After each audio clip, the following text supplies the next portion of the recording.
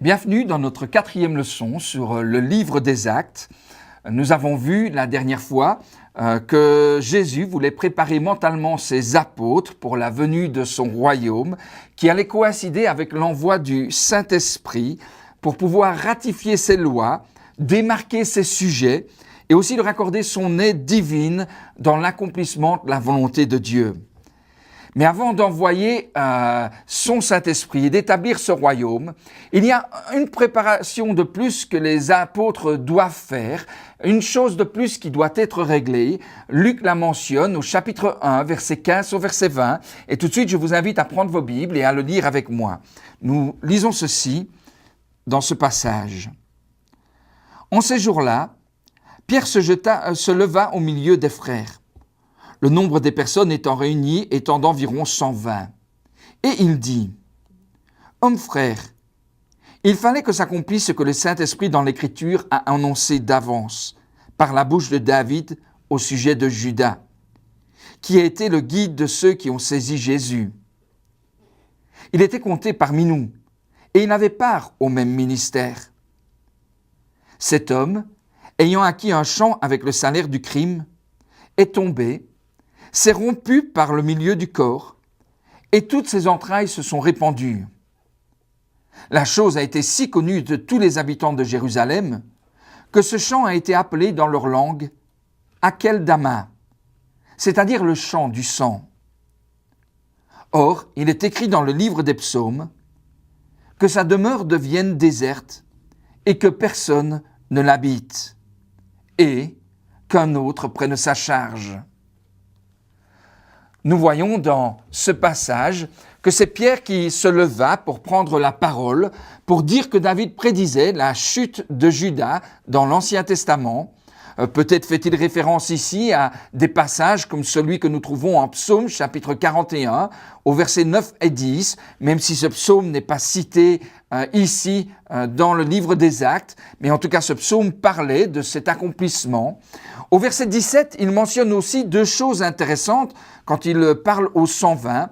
Il leur dit que Judas était compté parmi eux et que Judas avait part au même ministère qu'eux. Il faut savoir, quand on relit l'histoire, que c'est Jésus lui-même qui avait choisi Judas. Peut-être vous posez-vous la question, mais pourquoi avait-il choisi Judas ? Une réponse assez simple, c'est peut-être Dieu avait voulu qu'il en soit ainsi pour que Jésus termine sur la croix. Et vous auriez raison en me répondant ceci. Mais il y a peut-être une raison supplémentaire aussi dans tout cela, qui serait que c'était un bon moyen aussi pour Dieu de prouver que Jésus était un homme irrépréhensible. S'il y avait eu de la malice en Jésus, s'il y avait eu quelque malhonnêteté en lui, pensez-y un instant. Ça aurait été très simple alors pour Judas de rapporter cette malhonnêteté au Sanhédrin, qui aurait eu un chef d'accusation valable contre Jésus. Mais puisque ça n'a pas été le cas, nous voyons que Jésus était un homme irrépréhensible, et ce n'est pas ses adeptes uniquement qui témoignent favorablement sur lui, sur sa vie. Dieu a donné dans sa grande sagesse un témoignage objectif aux hommes, n'est-ce pas?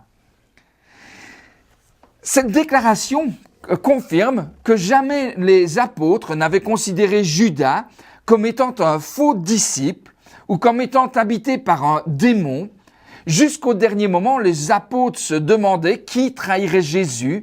Vous pouvez peut-être vous rappeler, quand ils sont dans la chambre haute, ils se posent la question, mais qui est-ce moi, Seigneur, qui vais te trahir? Ils voyaient Judas comme l'un d'entre eux, ils n'avaient aucune idée que c'était lui qui allait accomplir le méfait, que c'était lui qui allait accomplir la trahison. Donc, il était l'un d'entre eux, il avait part au même ministère. Et au verset 18 à 20, Pierre montre que Judas était maudit par la suite à cause de son choix. Il va mentionner avec des détails assez horribles comment Judas a mis fin à ses jours, ce qui est advenu à son corps. Nous savons d'après les évangiles qu'il s'est pendu, mais après s'être pendu, son corps est tombé, s'est rompu par le milieu. Et puis, pour montrer que c'était quelque chose qui allait être puni par Dieu, cette trahison, il cite un passage de l'Ancien Testament en Psaume 69, au verset 26. Il était écrit que sa demeure devienne déserte et que personne n'y habite. ce qui montre que la famille de Judas serait maudite à cause de ce qu'il avait fait et lui-même perdrait tout ce qu'il avait. Et non seulement ça, mais Pierre ajoute un tout petit peu plus tard, au verset 25 aussi, il ajoute « il est allé en son Dieu, Judas ». Ce qui nous laisse savoir que Dieu l'a probablement puni aussi en l'envoyant en enfer pour cette trahison. Vous vous rappelez peut-être des paroles de Jésus en Matthieu chapitre 26, au verset 24, quand Jésus disait « Mieux vaudrait pour cet homme ne jamais être né ». Ensuite, au verset 20, il continue et il cite un autre passage de l'Ancien Testament. Un passage qui est en Psaume chapitre 109 au verset 8. Ce verset dit qu'un autre prenne sa charge. Il le cite pour montrer qu'un autre des disciples devait prendre la responsabilité qui avait été celle, ou la charge qui avait été celle de Judas. Et il faut savoir que ce terme charge dans le grec est le terme épiscopos. Il fait référence à la charge d'un intendant qui a la responsabilité de la maison de son maître, qui peut-être chaque jour va donner sa charge de travail aux différents serviteurs qui font différentes tâches. Ce mot s'applique parfois aussi à un magistrat qui devait veiller à faire appliquer les lois, ou bien un général qui recevait la charge d'une armée lorsqu'il partait en guerre. Puisque Pierre parle ici de la charge d'un apôtre, il est intéressant pour nous de considérer pendant plusieurs minutes quelle était la charge ou le ministère des 12. Et attention, quand je vais parler de la charge des ministères des apôtres, il faut bien me comprendre aujourd'hui, il y a deux types d'apôtres dans le Nouveau Testament. Je parle du premier type d'apôtres, nous reviendrons sur le second plus tard, les apôtres qui étaient juste des missionnaires, qui étaient des apôtres des églises et non pas des apôtres directement de Jésus-Christ. Mais Jésus-Christ lui-même avait choisi 12 hommes qui étaient ses envoyés personnels. Et quand on parle des apôtres de Jésus, il est nécessaire pendant un moment de penser à quelle était leur charge, quel était leur ministère. Si je vous demandais d'en discuter ensemble, que diriez-vous sur leur charge?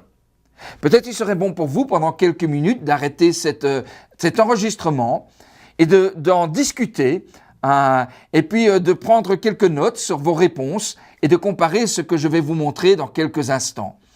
Faites cet exercice et revenez vers moi quand vous êtes prêts.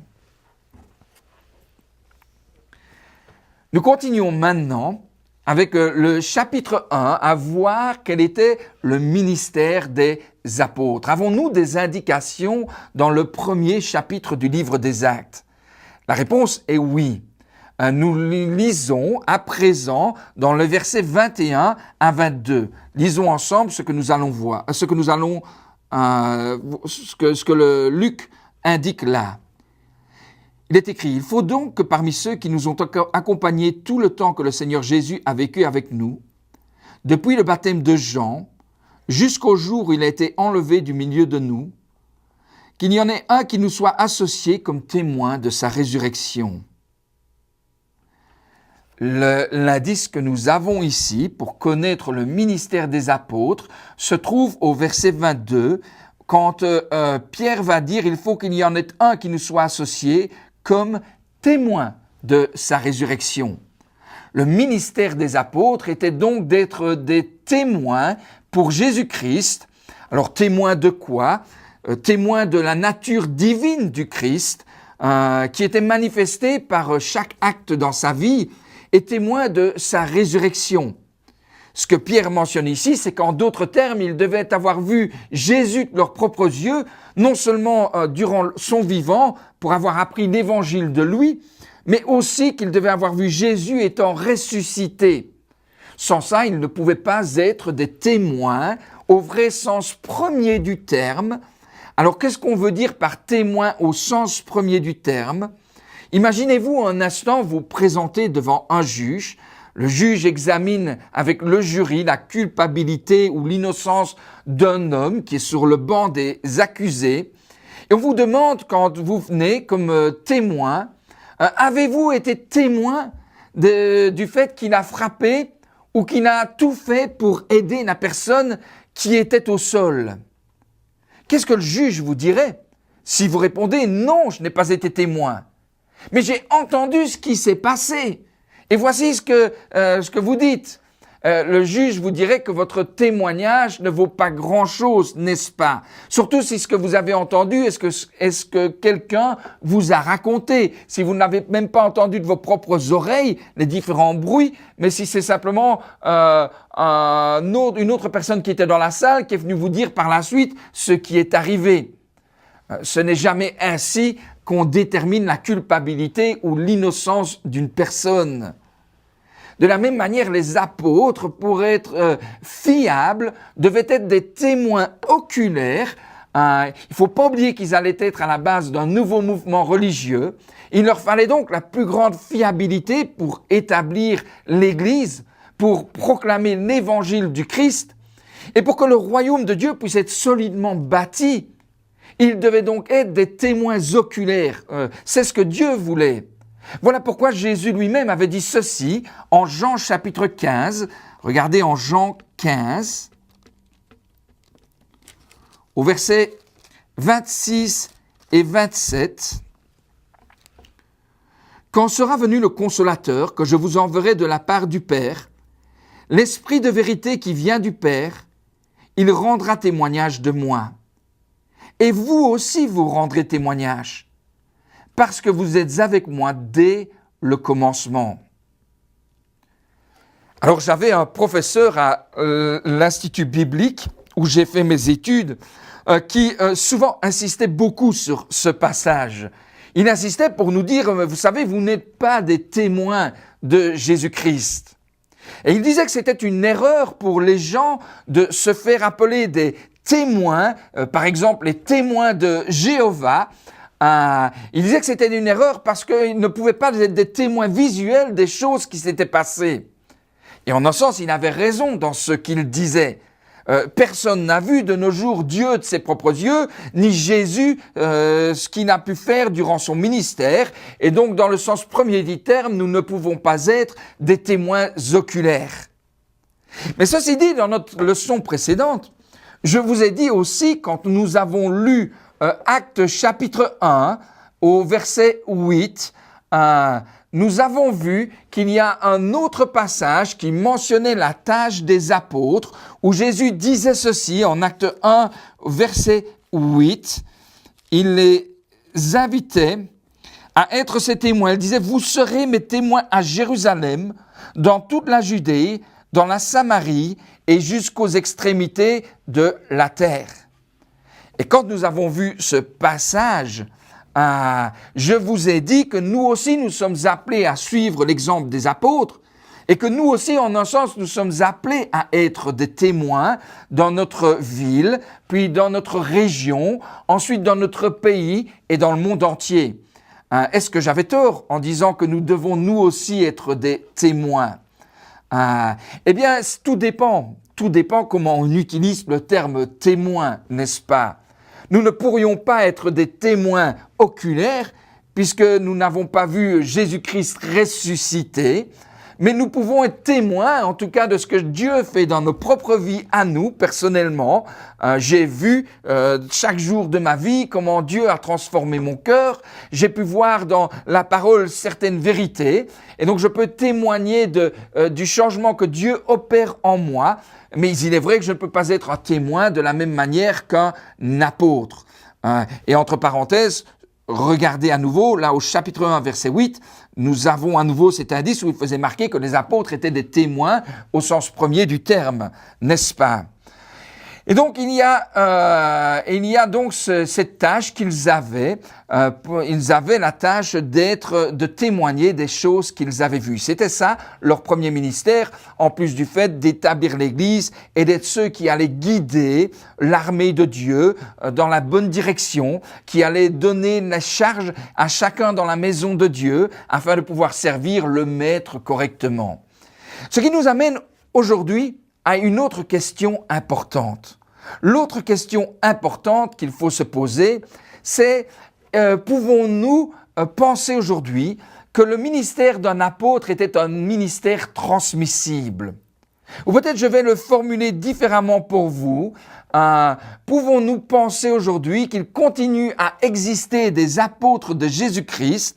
Et c'est important de nous poser ces questions parce que dans certains mouvements religieux, il y a toujours des hommes qui disent être des apôtres de Jésus-Christ. Par exemple, vous avez vu une image il y a quelques instants qui montrait le pape. Le pape dans l'Église catholique est supposé être la continuation du ministère de Pierre. Et donc, il dit qu'il est un apôtre presque au même titre que Pierre. Dans d'autres églises, si vous faites des recherches sur Internet ou parfois vous recevez des petites publicités dans votre boîte aux lettres, on entend dire qu'il y a des apôtres qui existent toujours, qui clament être sur le même rang d'égalité que les 12 à l'origine. Par exemple, on le sait, on le voit dans l'église néo-apostolique, c'est vrai aussi dans l'église mormone et c'est vrai dans certains mouvements charismatiques. Vous pouvez voir ici sur les images pour l'instant, une des personnes sur Internet qui clame être un apôtre. Voici un autre aussi que j'ai trouvé qui s'appelle l'apôtre Félixos. Alors, il y a des gens qui ont des témoignages assez farfelus qui vont avec ça. Par exemple, sur ce qui est écrit dans l'article, il clame que miraculeusement, pendant qu'il prêche, il y a des choses fantastiques qui arrivent. Et quelles sont certaines de ces choses fantastiques qui arrivent? Miraculeusement, ils ont reçu des promotions sur leur téléphone au moment où ils l'écoutaient. D'autres disent qu'ils ont trouvé de l'argent miraculeusement sur eux, qu'ils n'avaient pas au départ. Ou alors certains disent qu'ils ont perdu du poids parce qu'ils rêvaient d'un amaigrissement dans leur vie. Et voilà toutes sortes de miracles qu'ils disent avoir. Et bien sûr, jamais nous ne lisons quelque chose de cette nature dans les Écritures. Et il est farfelu de penser que ce sont des miracles comme ce qu'on lit dans la Bible, et farfelu de penser aussi que ce sont des apôtres sur le même rang d'égalité que les 12 que nous voyons dans les Saintes Écritures. Alors, pourquoi pouvons-nous dire aujourd'hui que les apôtres n'était pas un ministère qui devait perdurer ou un ministère qui devait être transmissible, tout simplement, premièrement, parce que leur tâche a été accomplie à la fin du 1er siècle. C'est la première des choses. Ils avaient transmis la Bible, c'est-à-dire la volonté de Dieu ou l'entièreté de la vérité à part entière. Nous y reviendrons plus tard. Et donc, il n'était plus nécessaire d'avoir des apôtres au même titre pour guider l'Église. Ce sont leurs écrits aujourd'hui qui nous dirigent. La deuxième chose que nous voyons aussi, c'est qu'ils n'étaient pas là pour former un corps ecclésiastique. D'ailleurs, nous les voyons céder la place petit à petit dans le livre des Actes aux anciens. Par exemple, nous le verrons en Actes chapitre 15, ça commence à être plus tard les apôtres qui prennent les décisions avec les anciens, et puis nous lirons par la suite que c'était juste les anciens qui prenaient les décisions. Nous voyons aussi, troisième point, que jamais un autre apôtre que Judas n'a été remplacé dans la Bible. Quand Jacques est mort, plus tard, en Actes chapitre 12, versets 1 et 2, les frères n'ont pas pris le temps de faire une nouvelle élection pour mettre en place un remplaçant pour Jacques, ni pour les autres plus tard qui sont morts non plus. Alors pourquoi est-ce que Judas ait été le seul à être remplacé? Posons-nous cette question. La première chose qu'on peut dire, c'est tout d'abord parce que l'Ancien Testament enseignait que ça devait être fait spécifiquement pour lui. Nous le voyons avec le verset que Pierre est en train de citer en Psaume chapitre 109, verset 8, où il dit qu'un autre prenne sa place. Et il l'applique spécifiquement à la personne de Judas. Il ne l'appliquera pas plus tard à la mort de Jacques. Donc, première raison, parce que l'Ancien Testament disait que ça devait être le cas.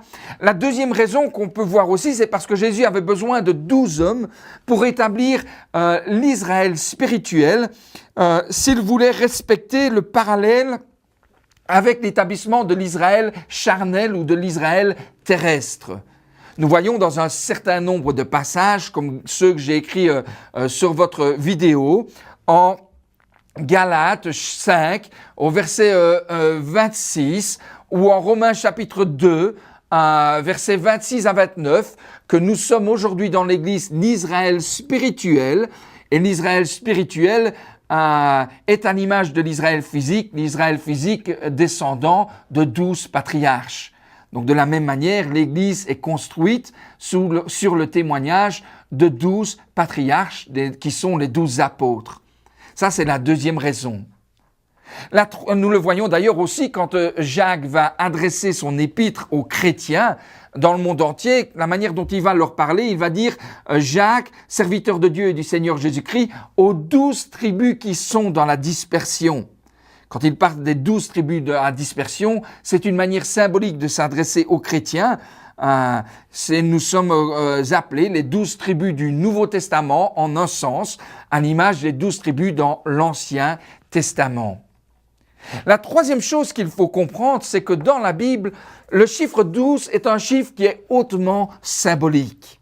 Alors vous aurez l'occasion d'étudier plus tard le livre de l'Apocalypse et vous allez voir que le livre de l'Apocalypse reflète le fait que le 12 est un chiffre hautement symbolique.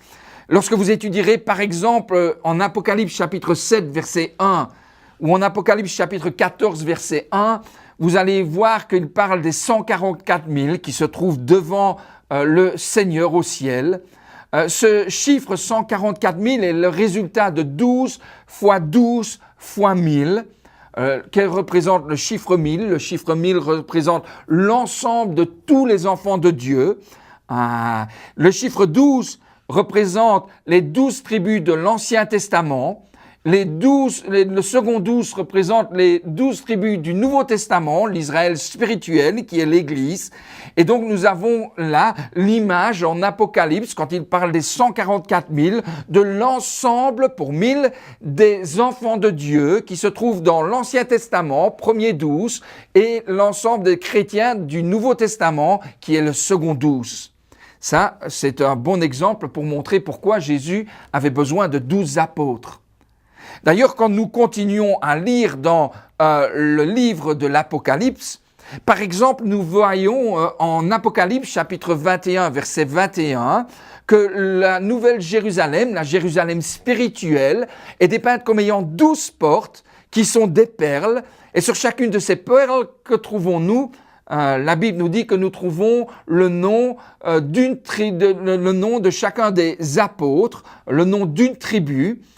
Et nous voyons aussi au verset 14 de l'Apocalypse chapitre 21 que la ville est fondée sur 12 fondements qui portent chacune le nom d'un apôtre. Et voilà pourquoi Jésus avait besoin de 12 apôtres. Ensuite, nous pouvons dire aussi qu'il fallait qu'il y ait 12 hommes pour siéger sur 12 trônes au ciel pour aider Jésus dans son jugement des 12 tribus. Alors, où voyons-nous cela ? Nous le voyons en Luc chapitre 22. Si vous avez une Bible, veuillez l'ouvrir à ce passage avec moi. Luc 22. Nous avons versets 29 et verset 30, ces paroles. « C'est pourquoi je dispose du royaume en votre faveur, comme mon Père en a disposé en ma faveur. » Là, Jésus parle aux 12. « Afin que vous mangiez et buviez à ma table, dans mon royaume, et que vous soyez assis sur des trônes pour juger les 12 tribus d'Israël. » Nous voyons ici donc que Jésus avait besoin de 12 hommes pour siéger sur 12 trônes. Il n'y a pas 36 juges, il n'y a pas 36 tribus, et donc il n'y a pas non plus un besoin d'avoir 36 apôtres de Jésus-Christ. Alors, en étudiant tout ceci, vous êtes peut-être comme moi, vous vous posez peut-être la question aujourd'hui, mais qu'en est-il de l'apôtre Paul ? Est-ce que l'apôtre Paul n'est pas quelque part une contradiction de ce chiffre 12 ? Parce que nous voyons aussi que Paul fut promu au rang d'apôtre de Jésus-Christ dans le reste du Nouveau Testament. Eh bien, n'oubliez pas quand nous parlons de l'apôtre Paul, quand on lit en 1 Corinthiens chapitre 15, verset 8 au verset 10, que l'apôtre Paul était un avorton en tant qu'apôtre, c'est ainsi qu'il va parler de lui-même. Ça ne veut pas dire qu'il était moindre que les autres, ça signifie tout simplement qu'il était le petit dernier à rentrer dans ce groupe restreint. Et ça ne veut pas dire non plus que Paul a été choisi pour remplacer qui que ce soit, contrairement à ce qu'on va lire, ce qu'on est en train de lire ici pour Judas. Il fallait que quelqu'un le remplace, mais Paul, lui, ne remplace personne. La deuxième chose aussi qu'on sait, c'est que Paul pouvait prétendre avoir vu Jésus directement, ce qui n'est pas le cas des apôtres modernes. Personne n'a vu Jésus de ses propres yeux. Nous ne sommes pas des témoins oculaires de la même manière. Paul, lui, l'était. Il l'affirme en 1 Corinthiens chapitre 15, verset 8. Il ajoute en Galates aussi, chapitre 1, verset 11, que ce n'était pas un homme qui lui avait annoncé l'évangile, que c'était Jésus-Christ lui-même. De la même manière que les 12 apôtres, ça signifie que c'est Jésus qui avait enseigné Paul dès le départ, et que c'est contraire à ce que nous avons aujourd'hui pour les hommes. Les hommes qui clament être des apôtres ont appris, eux, leur évangile par interposition humaine. Ils apprennent ce qu'ils doivent faire parce que quelqu'un vient les trouver ou parce qu'ils lisent la Bible, mais ils ne reçoivent pas les révélations de manière directe pour apprendre qui est Jésus, comme Paul les a reçus. Ils ont besoin d'étudier la Bible pour connaître la volonté de Dieu, ce qui n'était pas le cas de Paul. Rappelez-vous aussi, quand nous parlons de l'apôtre Paul, que même avec les 12 patriarches, le calcul n'était pas tout à fait exact ni facile à faire. Joseph, dans la Bible, était compté comme 2 tribus, et il y avait ses 2 fils, Manassé et Éphraïm, et la tribu de Lévi n'était pas comptée. Si on devait compter les 2 tribus de Joseph, Éphraïm et Manassé, plus la tribu de Lévi, nous avons donc affaire à 13 tribus, mais jamais la Bible ne va parler de 13 tribus. La Bible ne parle que de 12 tribus. Et de la même manière, avec Paul, il y eut 13 apôtres du Christ, mais la Bible ne parle jamais que de 12 apôtres, en un sens. Son ascension donc au poste d'apôtre ne justifie pas les apôtres modernes. C'est important de le dire, de le répéter. Et retournons à présent en Actes chapitre 1 pour lire ensemble les versets 23 au verset 26. Continuons notre étude. Acte 1, verset 23 au verset 26. Il dit à présent ceci. Ils en présentèrent 2. Joseph, appelé Barsabas, surnommé Justus et Matthias. Puis ils firent cette prière. Seigneur, toi qui connais les cœurs de tous, désigne lequel de ces 2 tu as choisi, afin qu'il ait part à ce ministère et à cet apostolat, que Judas a abandonné pour aller en ce lieu. Ils tirèrent au sort, et le sort tomba sur Matthias, qui fut associé aux 11 apôtres.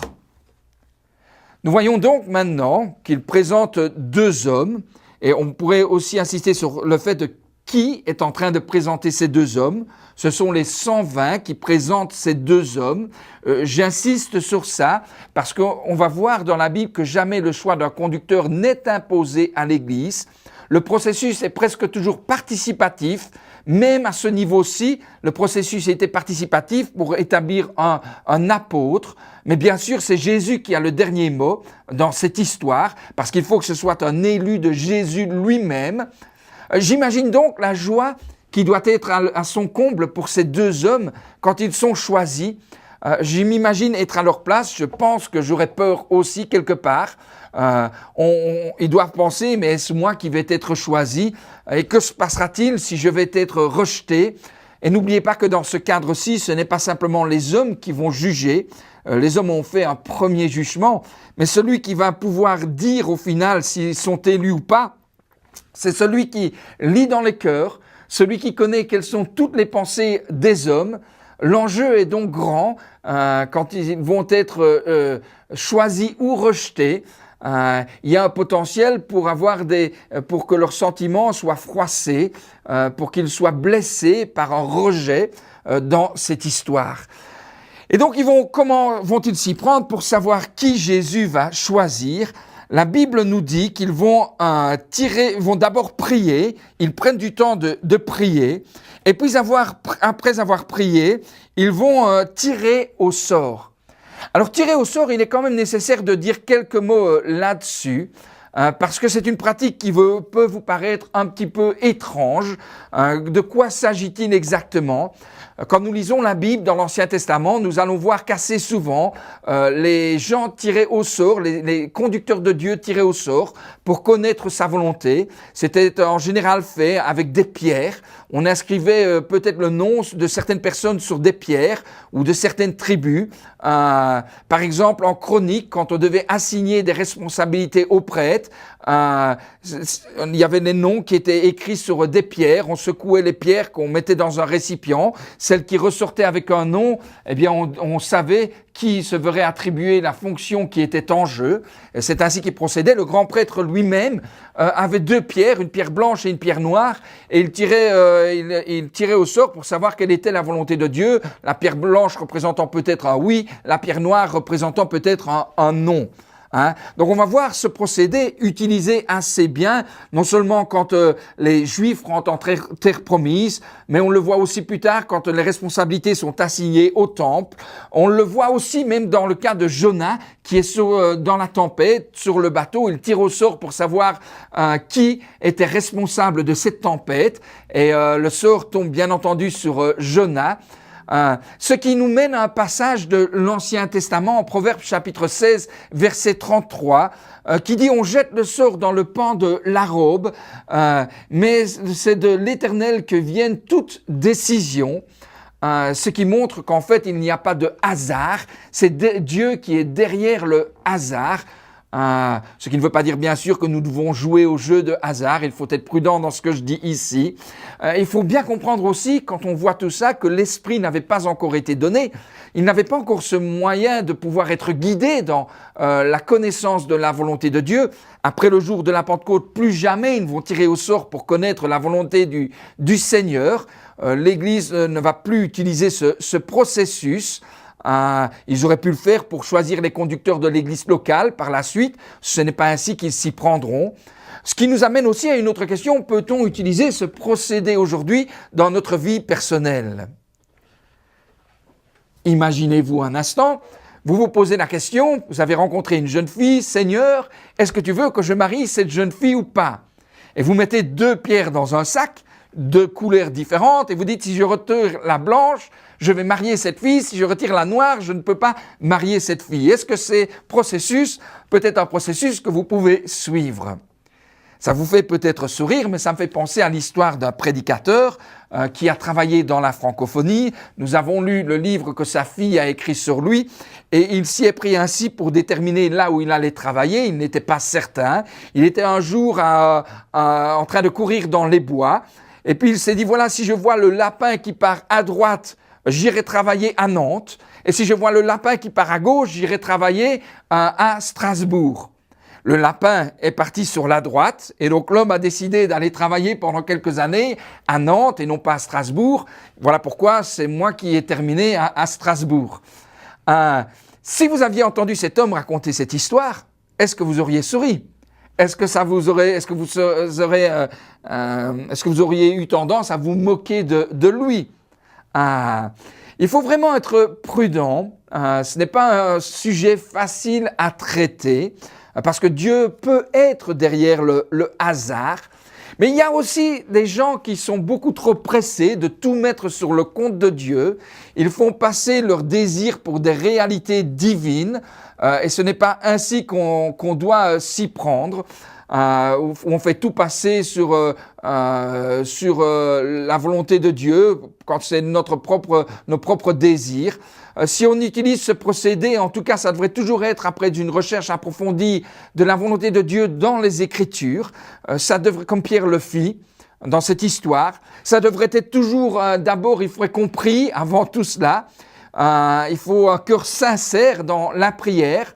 Et je voudrais quand même citer les mots de caution d'un théologien qui s'appelait John Wesley, qui a écrit à ce sujet. Voilà ce qu'il a écrit. Je pense que c'est très judicieux ce qu'il a dit. N'attribuez pas trop vite les choses à Dieu. Ne supposez pas facilement que les rêves, les paroles, les visions sont de Dieu. Elles pourraient être juste le fruit de votre imagination ou pire encore du malin. Et je pense qu'il a bien raison en disant ça. D'accord, il est louable de souhaiter que Dieu conduise nos vies, Mais nous devons rester prudents de ne pas tomber dans les pièges du malin. Combien disent ne pas avoir eu des visions, combien disent ne pas avoir fait certaines choses parce que Dieu leur a dit de faire certaines choses, et au final ils finissent par faire le mal plutôt que le bien.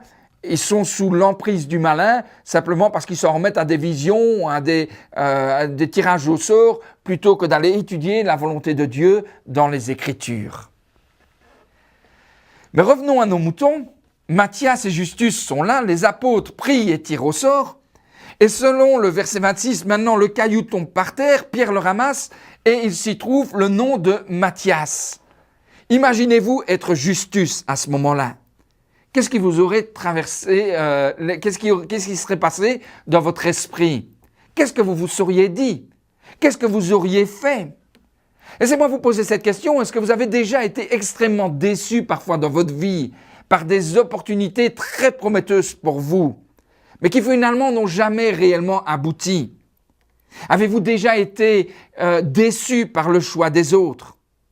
Je me rappelle, il y a eu des moments dans ma vie où on choisissait tout le monde autour de moi. Je n'étais pas choisi et j'étais vraiment très déçu par tout cela. Est-ce que ça vous est arrivé? Et si oui, comment vous sentiez-vous à ce moment-là? Et surtout, peut-être, je pose la question, comment avez-vous réagi quand vous n'avez pas été choisi?